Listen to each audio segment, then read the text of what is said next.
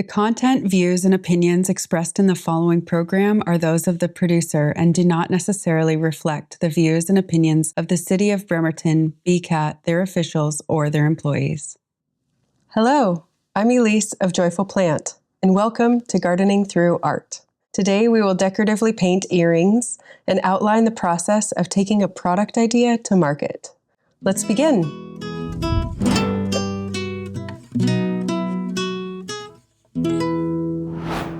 To follow along at home, you'll need an oil or acrylic paint set, brush, and an active imagination. Creating a product line from an idea can be a process of both art and design. Loving the process of creating a certain product is essential for its sustainability. If you have an idea of something you would like to bring to market, consider writing down the steps to reverse engineer your success.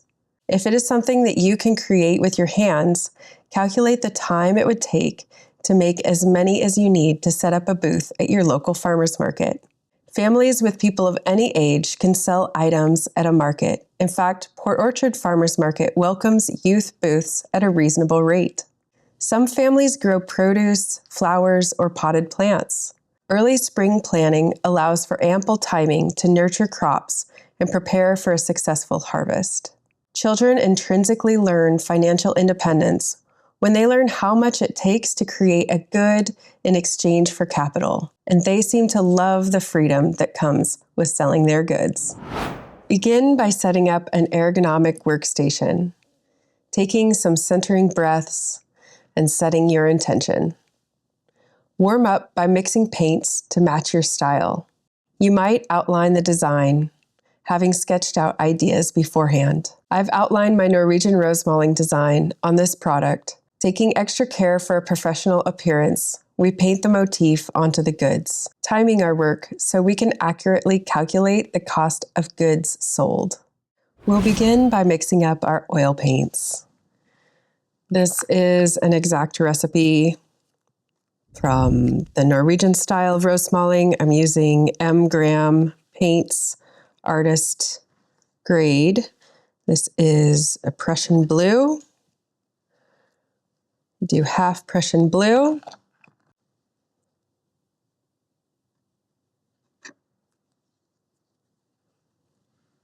And use a palette knife to mix those together. And you can test your blue to see if it is more stark blue. It looks a little bit more of a Swedish style. If that's what you're going for, keep it there. If not, we'll add a little bit more burnt umber.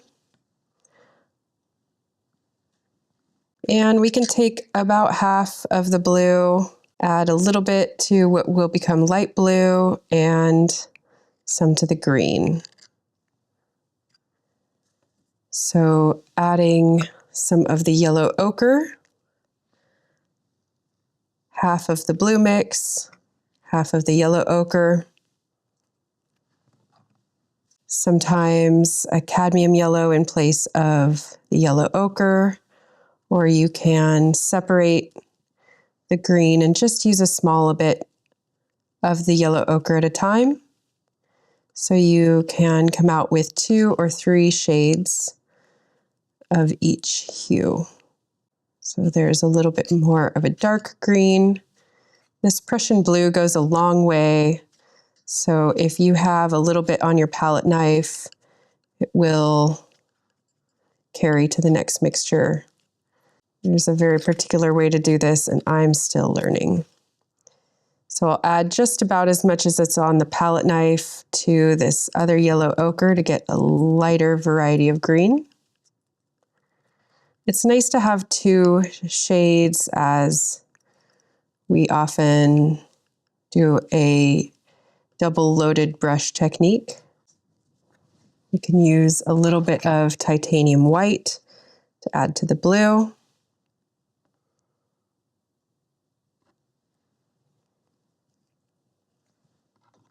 You can pull apart different bits of the titanium white, adding a small amount of Prussian blue.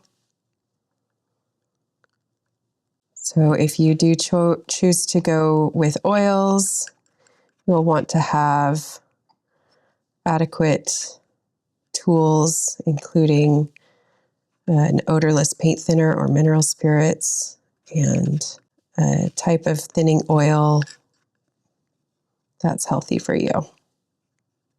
And you can test the color if it looks like it needs anything else. This one looks a little bit dark, so I'll add a small amount more titanium white.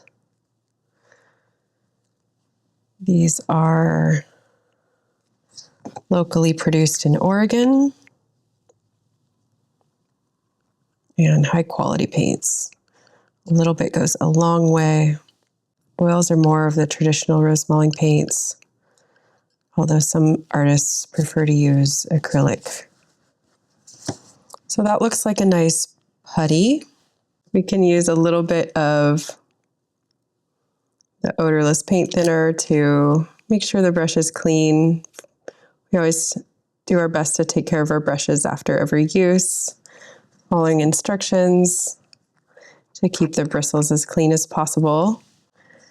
And that being said, they do accumulate paint after time.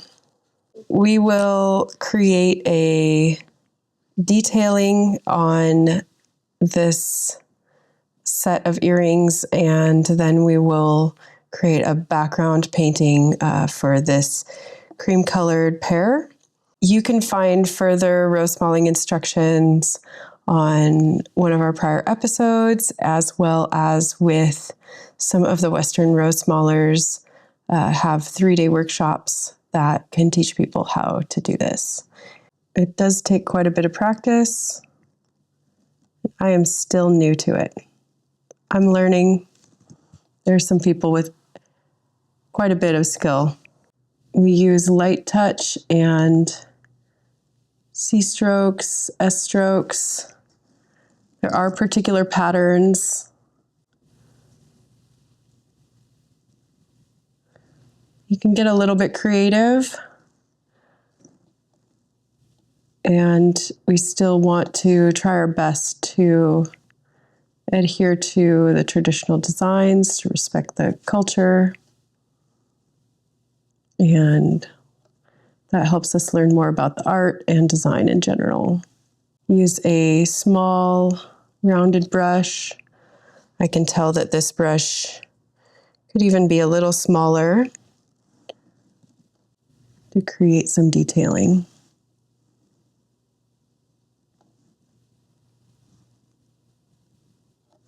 We always want the ends to point toward the middle of the flower. And these are fantasy flowers used in this more telemark style of rose mulling.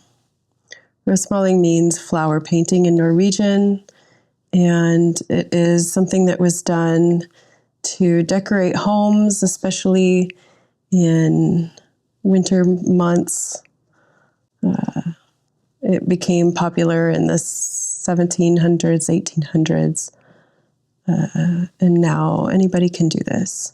Started with the popularity of the acanthus carvings on the trunks of immigrants coming from different parts of the world. You can leave a little bit of the paint on your brush to make a little bit more of a subdued color, though switching from blue to a lighter color might present some challenges.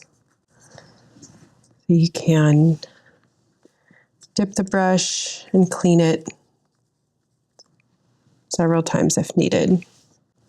Make sure to use substances that are healthy for you, and make sure you're painting in a well-ventilated area. Oftentimes we elevate our hand to give enough dexterity. And I might go with the lighter side of each petal.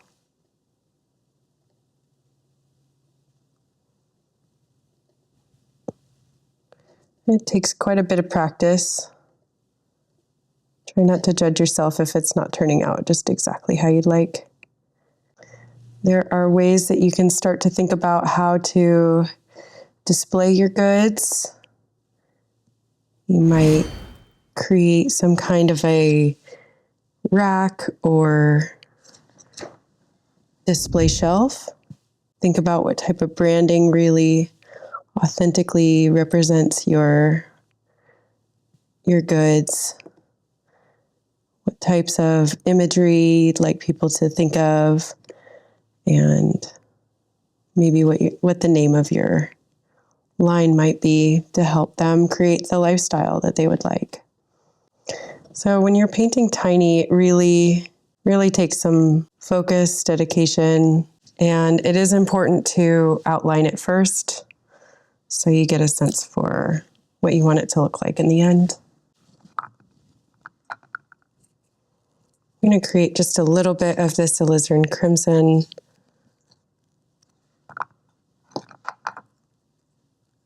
Almost a salmon color for this one set of petals. If you're interested in starting your work at a farmer's market, you might check in with somebody who already has a booth there and find out a little bit more about it. Learn about their experience, maybe even what their week looks like. You can get a little bit creative with your colors, depending on how much you are adhering to the style. We'll create just a tiny teardrop shape, and then I know that I need to practice my rose mauling.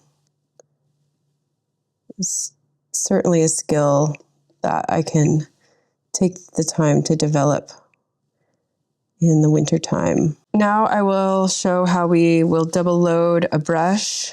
Marilyn Hansen is my teacher, and Lois Clausen has been quite supportive as well. You can see some of the art that people have created in this realm at the Nordiska shop on Front Street in Paulsbo. And you can even see my painting on their front windows. So we have one side is light, the other side is dark. We blend them together.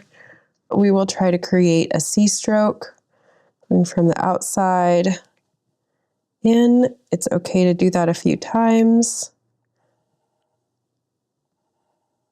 And you might even reverse that for the other side. Just make sure that when you blend these together that they stay on the same side of the brush. It's always a mix of following the tradition and following your intuition. Every artist will be different as far as how much you learn and adhere to the styles that came before us versus improvising and making it up. Each valley in Norway has a different style of rose mauling. So I'll leave a couple spaces open on that flower for leaves. And when it is imperfect, which will be inevitable, you can leave space for your own correction. We use the golden spiral, so a lot of Fibonacci sequence. See these 2/3 connection. But if it's something that you will wear, it helps to advertise your own brand. There are lots of ways that people can do art and then take a photograph of it, remove the background, and transfer it to even a drop shipping service such as Printful. We've created shirts and jackets, stickers, even swimsuits, lots of fun things that can have either your art or children's art on them. And there are ways to create your own microeconomy. So let's do a little bit of a creative C stroke, an S stroke, and create a leaf that looks like it has some dimension. And this one as well needs just a little bit more of that lighter color. And if it doesn't seem to center in the middle of the flower, you can work with that. Oftentimes the layer where we start to do the detailing can clear up any of these parts that are less than beautiful. So now I'm just going to do a tiny bit of burnt umber with some putty to make the flower center. And we just use 2 tiny C strokes. So we have a little bit of a flower center. And that one didn't hang on, so I'll just get a little bit more to outline it one more time. So it's less about creating the exact replica and more about learning how to improvise and have fun, and try experimenting wearing or using your product before bringing it to market. People will get to know what you appreciate about your work by the time you're selling it. You'll be able to describe it, and you can help children understand the value of their work. They really benefit from knowing what they're capable of. And it makes it easier on the families when children are aware of their abilities, as well as the value of a dollar or of creating something of worth. There are infinite ways to develop a product, and the most important thing is that you enjoy the process. So if it's something that you would like to make a lot of, you can explore different methods for that type of product development. These are attempting to paint tiny rose malling individually onto earrings. There are other ways to do that. This is using a die-cut Cricut machine that would use the pattern from the Western Rose Mallers Association and then cut it out onto vinyl. Then the next stage would be to put in some jump rings and an earring connector, unless you wanted to use these as a pendant for a necklace or some other type of decoration. The sky is the limit, and the most important part is to have fun. Today we enjoyed designing goods for market, learning how to make an idea into a product. Thank you for joining us.